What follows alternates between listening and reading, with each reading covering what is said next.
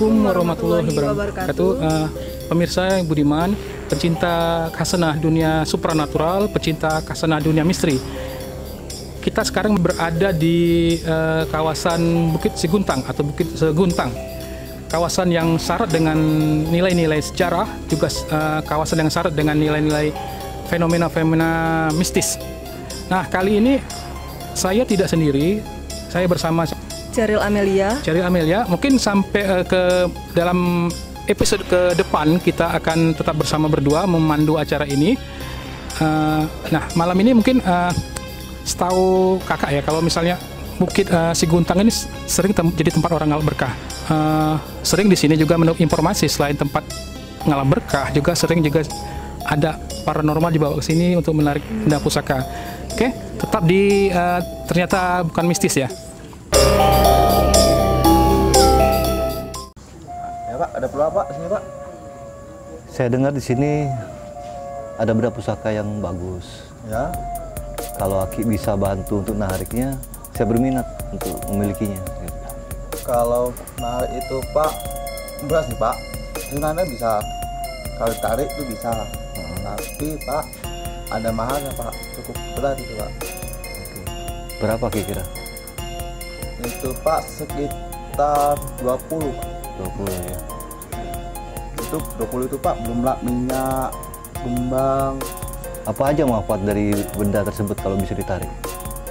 Itu manfaatnya Pak, kalau udah bisa dicabut, ditarik Pak, itu buat pengasihan, pelarisan. Kalau punya warung, toko, manisan, itu bisa Pak. Ya udah, coba dulu aja, saya mau lihat barangnya, nanti masalah maharnya kita bicarakan lagi. Ya Pak. Coba dulu ya. Ya.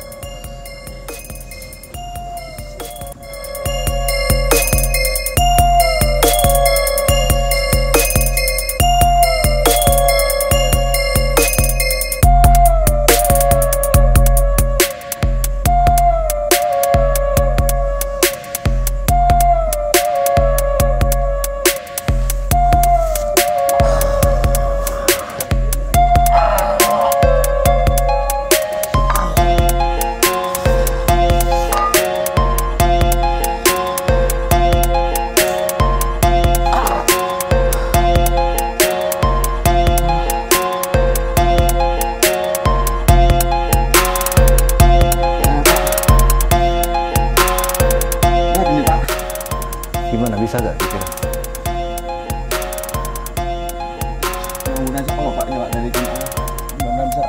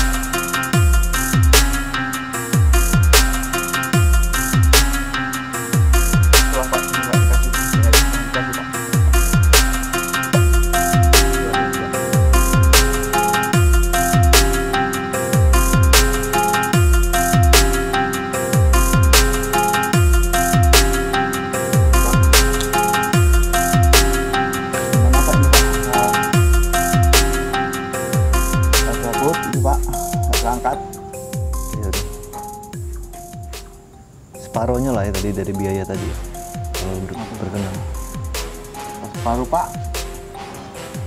Karena Gimana, Pak, ya? bendanya kecil, saya pikir besar tadi.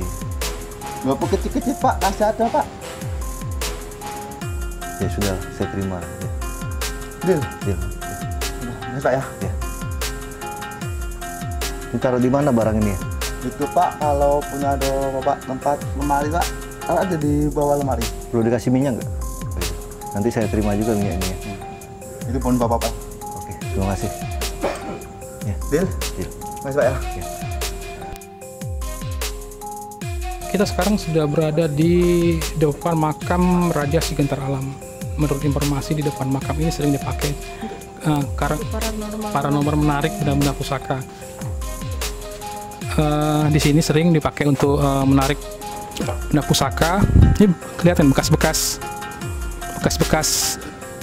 sajen ya. Ini ada yang pecahan piring, kopi. pecahan piring, kopi ya. Oke.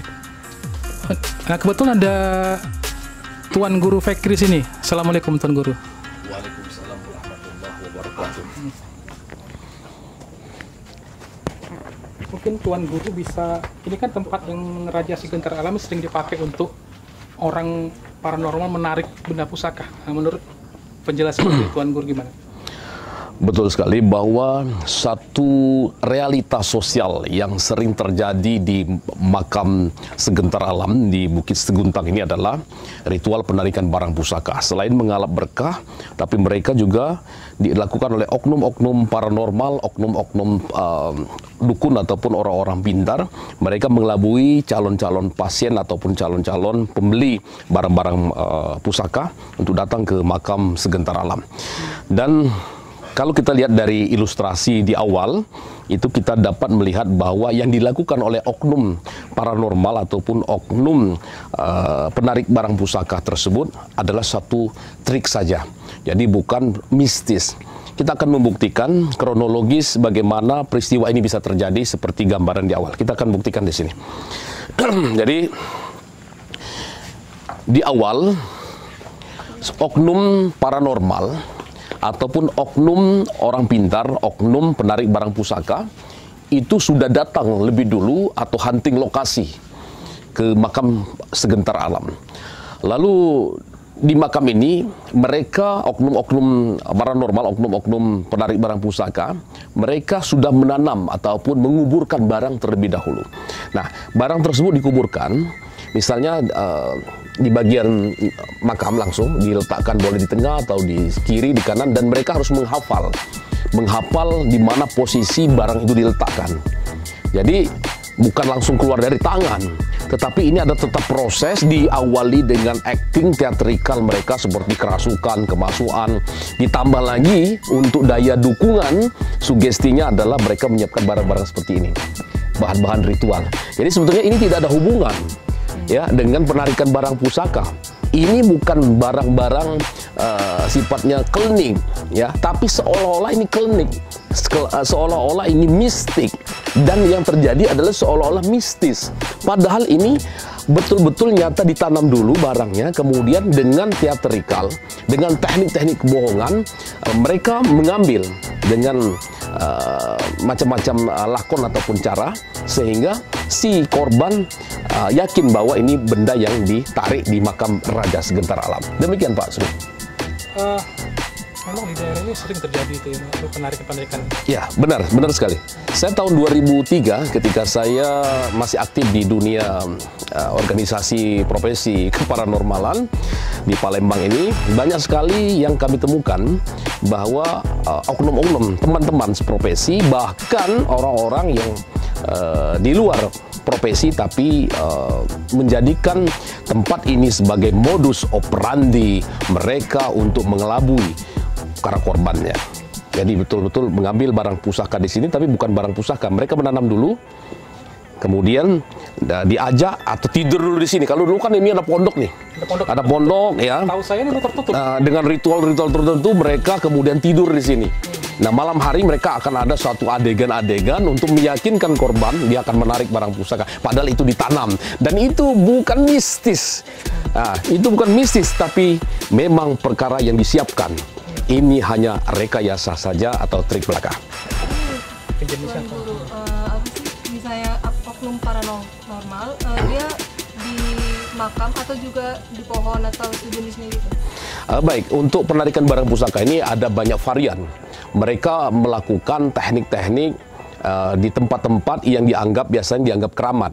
Dan karena kita sedang meluruskan Bukit Seguntang, ini terjadi faktanya di makam Raja Segentar Alam. Tapi bisa juga terjadi di pohon atau di batang, di mana di tempat-tempat yang tidak ada kuburan. Tapi paling banyak penarikan barang pusaka yang berkaitan dengan kerajaan itu di makam-makam raja, termasuk emas, kemudian dan juga benda-benda pusaka lainnya. Biasanya Tuan Guru, kalau yang benda pusaka jenis apa saja yang ditarik? Pada umumnya yang ditarik adalah semacam senjata. Senjata, tapi dianggap senjata tua, senjata lama. Boleh jadi keris, boleh jadi semacam tombak kecil, bisa jadi seperti tadi, ataupun gada, dan banyak varian-varian dari barang-barang yang bisa diambil pusaka. Dan di sini bukan mengambil Mirah Delima, bukan mengambil RB, bukan BK, bukan mengambil besi kuning, ya. Tetapi yang diambil yang paling dominan di Raja Segentar Alam adalah pusaka berbentuk senjata. Dan ini digunakan bisa juga sebagai untuk syariat menurut mereka, bukan hanya untuk kewibawaan, tetapi banyak untuk pelarisan usaha ataupun untuk bisnis. Seperti yang kita contohkan tadi, dipakai oleh pengusaha, ya, ataupun bisnismen yang ada baik di Sumatera Selatan maupun di luar kota. Mungkin yang terakhir, Tuan Guru, ada keperluan Tuan Guru pada para warga Palembang untuk terkait meninggalkan ritual-ritual yang sebenarnya sesat. Baik, pesan kami adalah, pesan untuk kita semua, untuk tidak terjebak dengan teknik-teknik ataupun trik-trik pengambilan barang pusaka ataupun menarik barang pusaka. Karena 99,99% ini adalah trik belaka, modus operandi kejahatan dilakukan oleh oknum-oknum penarik barang pusaka, oknum paranormal, oknum orang pintar. Makanya di dalam tayangan ini kita dengan tegas mengatakan, ternyata ini bukan mistis. Baik, pemirsa, mungkin itu dulu penelusuran kita malam ini.